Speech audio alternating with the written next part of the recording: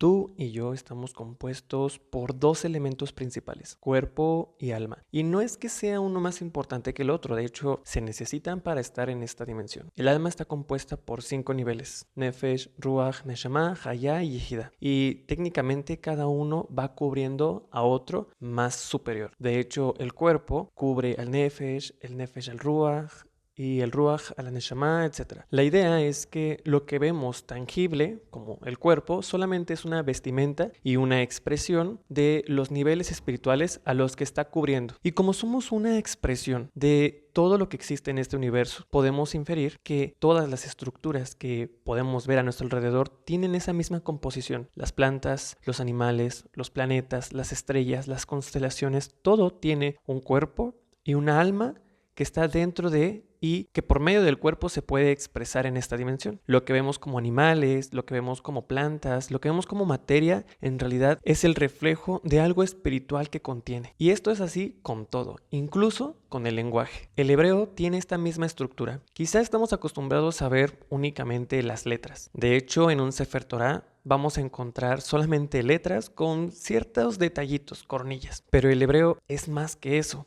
Contiene vocales, contiene coronillas y cantilaciones. 4 elementos que son paralelos a los 4 elementos que contenemos en nuestro ser. Cuerpo, Nefesh, Ruach y Neshama.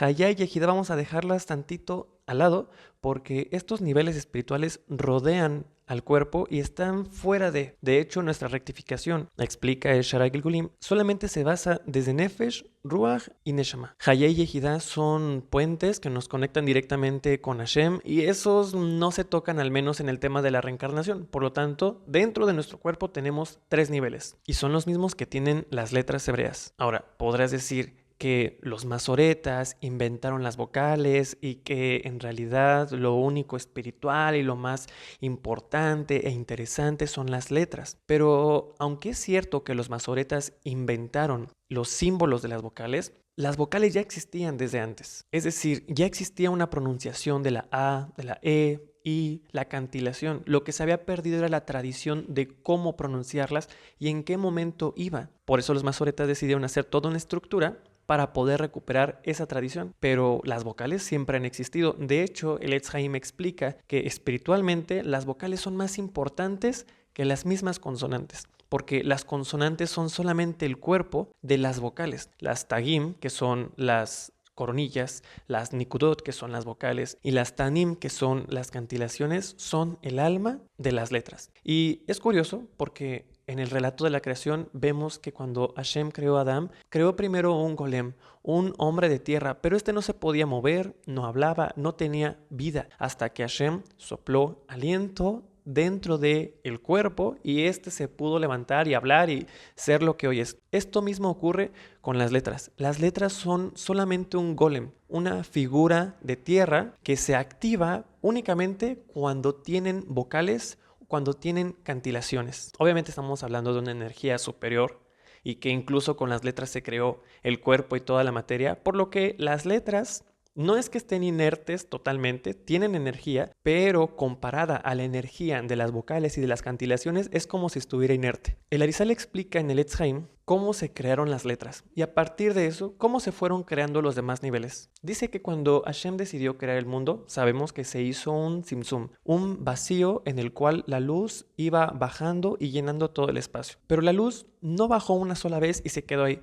El proceso era bajar y subir. Bajar y subir. Y en el vaivén de ese proceso, la luz iba dejando ciertas huellas, impregnaciones en los lugares en los que se quedaba. Y cada vez que subía y bajaba, al bajar se encontraba con la luz que ya había quedado ahí residual. Esta luz residual chocaba con la luz que estaba bajando y salían chispas. Lo estoy contando así a grandes rasgos, pero es un poquito más detallado. Esas chispas iban bajando, se iban dispersando y acumulando. Si nos damos cuenta, ahora habrían 3 tipos de luz. La luz principal, la luz residual y la luz de las chispas. La luz de las chispas era más gruesa, su vibración era más baja en comparación a las demás. Esa luz fue creando las letras, que en conceptos de Kabbalah sería la vasija y luz. Una vez que la vasija estuvo completa, la luz pudo descender e iluminarla por completo. Pero ocurrió algo que se conoce como la ruptura de las 7 sefirot.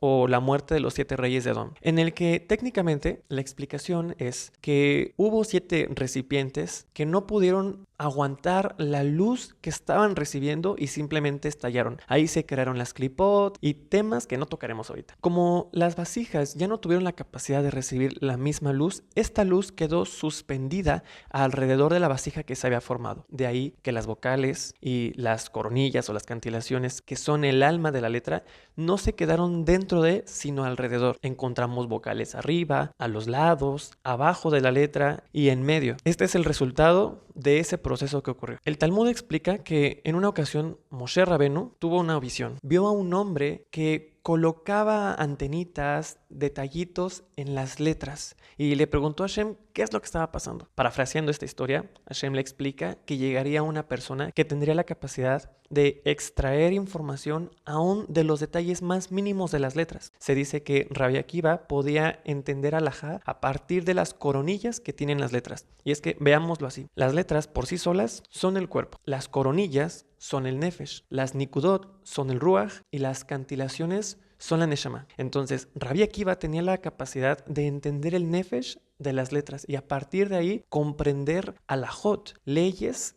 que tenían que ver con la Torah literal. Significa que si por mucho tiempo hemos estudiado de las letras, sabemos cuánto vale, qué significa, la forma y distintos tipos de tipografías, y ha sido una sabiduría enorme y tan grande, ¿cuánto más será el poder comprender la espiritualidad de las vocales, de las coronillas y de las cantilaciones? Y lo más interesante aún es que lo que es aquí el alma viene siendo el cuerpo para un alma superior. Es decir, nosotros tenemos aquí que las letras son el cuerpo y todas las demás cantilaciones y vocales son el alma. Pero esa alma, esas vocales, vienen siendo el cuerpo de un nivel superior en el mundo de Yetzirah. Y así en el mundo de Beriah y en el mundo de Atzilut. Por lo que no nos podemos casar con la idea de que las letras son exactamente como nos las han dibujado. Que las vocales son exactamente como nos las han dibujado. Todo es concepto. Lo que importa es el concepto y al tratar de entrar en la idea del concepto de la palabra es como podemos acceder